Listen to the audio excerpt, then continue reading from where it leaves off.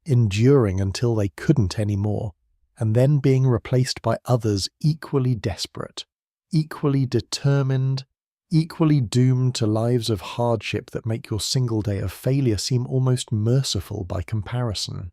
The verdict is final. You wouldn't survive a day in Viking Iceland because survival there wasn't really survival at all.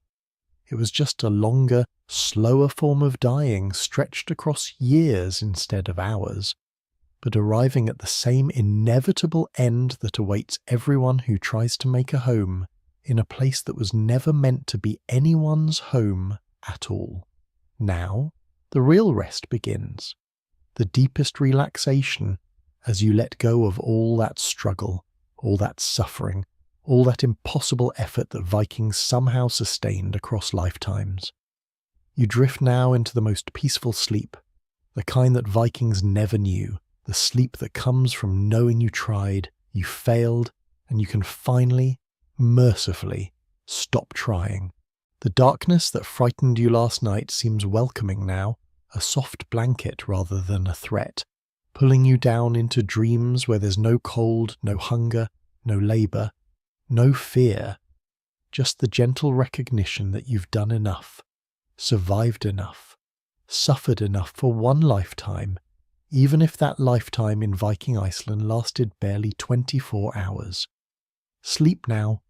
True sleep, the kind that comes when you've finally surrendered to the impossibility of it all, when you've learned the lesson that Viking Iceland teaches everyone eventually, that survival sometimes means knowing when to let go, when to accept defeat, when to acknowledge that some places, some times, some lives are simply beyond what any human should be asked to endure.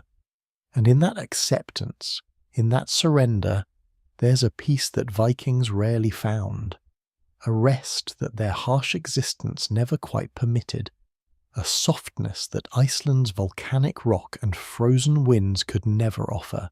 So sleep, deep and dreamless and forever gentle, learning in rest what you couldn't learn in waking, that sometimes the bravest thing isn't surviving another day but recognizing when you've had enough, when the struggle can end, when the story can finally, peacefully, mercifully fade into the quiet dark where nothing hurts anymore, nothing demands anything, and you can simply be without effort, without pain, without the endless, exhausting work of staying alive in a world that was always too harsh for human hearts to bear.